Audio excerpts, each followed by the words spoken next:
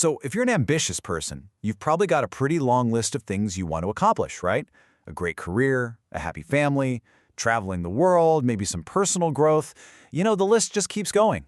But when you start talking about visualization, a huge question pops up. How in the world do you focus your mental energy when you feel like you're being pulled in a dozen different directions? It's such a common problem, isn't it?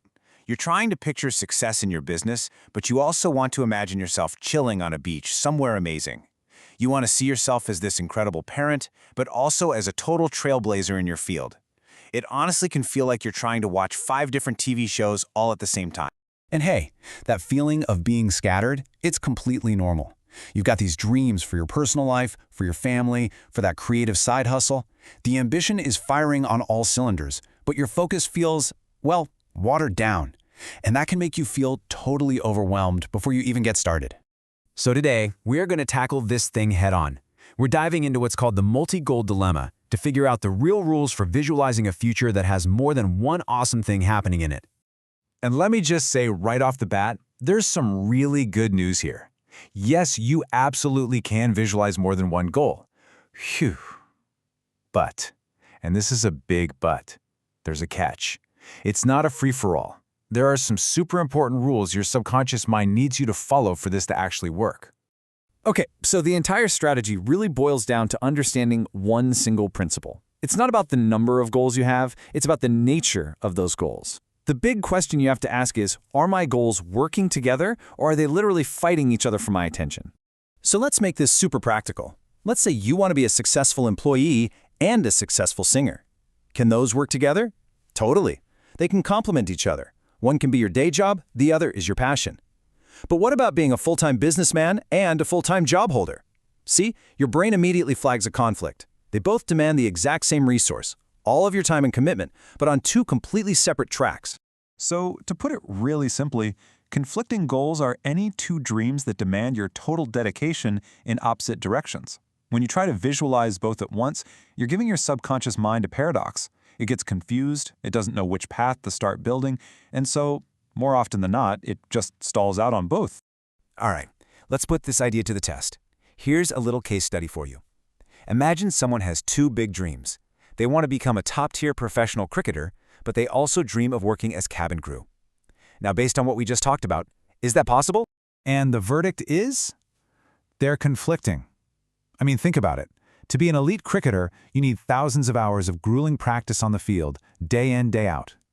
To be cabin crew, you need a totally different kind of training and a lifestyle that has you crisscrossing time zones. Your subconscious just can't build one single road that leads to both destinations.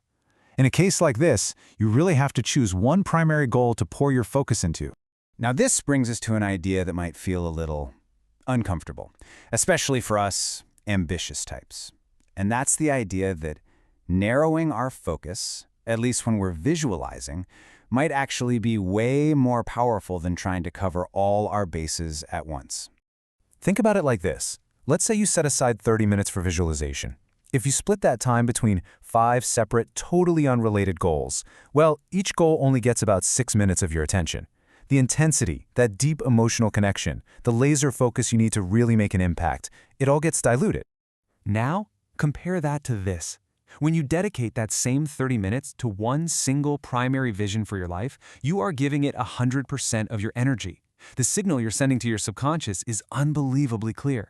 It's powerful, it's intense, there's no confusion, no dilution, just pure, unadulterated focus. Okay, I can practically hear you thinking it. So wait, does this mean I have to pick just one dream and just toss all the others in the trash? And that's a totally fair question. It feels like a painful choice. But this, my friends, is where our whole understanding of visualization gets a brilliant little upgrade.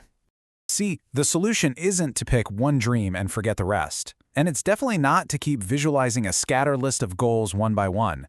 The real secret, the game changer, is the art of integration. It's about weaving your many dreams into a single, powerful, beautiful picture.